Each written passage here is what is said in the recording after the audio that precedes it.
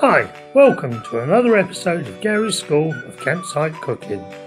In this series of videos I'll show you some of the meals that I like to cook while on the road. Well, we're in the New Forest. Hear the birds singing away. We're all set up for the night. Bike locked up and all the washing drying. We're going to cook tonight.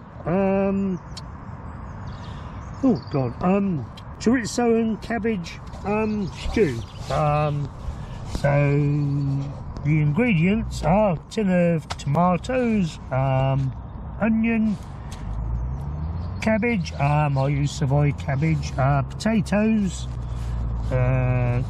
chorizo, some of that, and a vegetable stock cube and some olive oil to get things going. Right, so I shall get on, slice everything up. Right, well, as you can see, we've cut everything up. Well, apart from the cabbage, basically because we don't have any room. So, right, we need to fry the potatoes, chorizo and onion now for a few minutes till they're soft. Right, let's see if I can use... Well, you don't really want to watch anyway. No. Right, right, I shall go on with frying that up. It's always hard to judge quantities. The onion was rather big today, so we haven't put all the potatoes in yet. I'm not sure whether we will, but yeah, we'll just cook all this down for a bit. I mean, once the sausages, the onions soften, that'll wilt down, that'll give us a bit more room. Right, let's get on and cut this cabbage. Right, oh, right. Well, they've all wilted down and made a bit more room, so now we shall tip in a tin of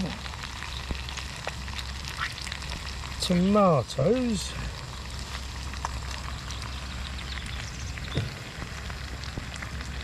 tip that in along with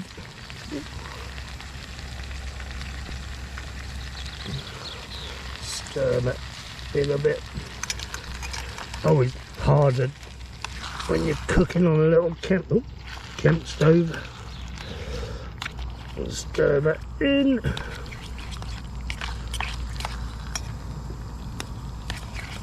Right, along with 2 tins of water from the tomato. Rinses out the tin as well, so you get everything out of there. So, we might only need 1. Normally it's about 2, but then right, well, we're gonna have to leave it at 1. We'll keep an eye on it. We might add a bit more later, and also we need to add our stock cube. You could add a chicken stock cube, but I only carry vegetable stock cube, so vegetable tastes just as good. Yeah, chicken's good, as I say. Either one's as good. So we'll let that melt in. So we'll bring that to a boil, and then we'll leave that to simmer for 10 minutes or so, perhaps. Let the potatoes start getting a bit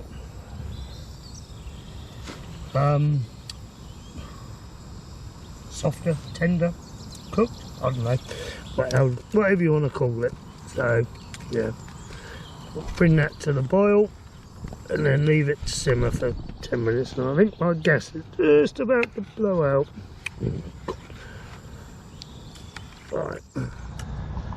Right, well, that's been simmering for a good 10 minutes now.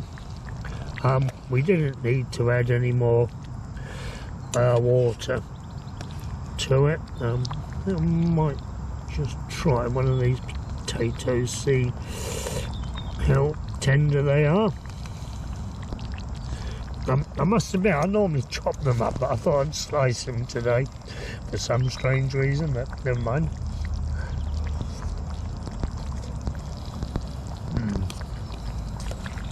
Right.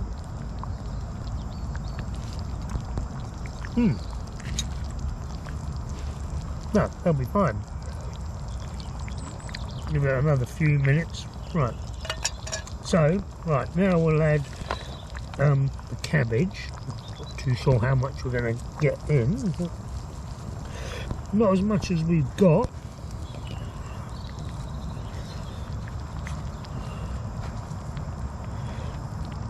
Right, let's get in a bit of a big old bowl full here.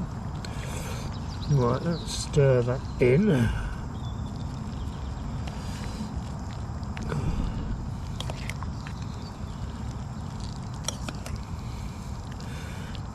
you can say, it's very hard to work out portions.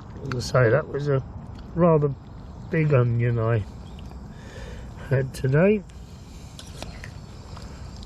Yep, that's alright, it's all gone in. I might put in the last few bits as well. You might see a few cabbage recipes coming up. I've come away and, well, I wasn't planning to, so I brought a whole cabbage with me, or 3/4 of a cabbage. So, as I say, there might be one or two more cabbage related recipes. Hey ho.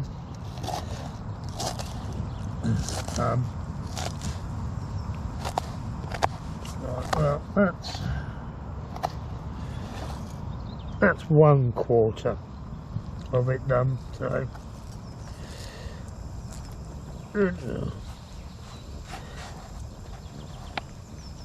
Right, so we'll bring that back to a simmer.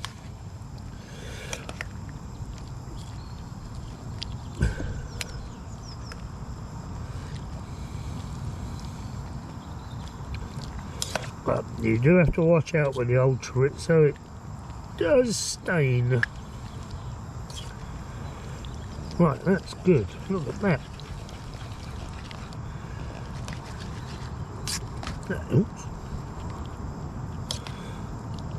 It is excellent. Right. Right, we'll leave that to come up to the boil again, and then we'll leave it to simmer for 3 or 4 minutes. Right, well, that's been simmering for about, I think it's nearly 5 minutes now, so that should be well done. Oh, there you go. Cabbage and chorizo stew done. Normally I'd have it with a load of crusty bread or a French stick, but we haven't got any today, so we'll eat it on its own, but I'm sure it'll be just as tasty.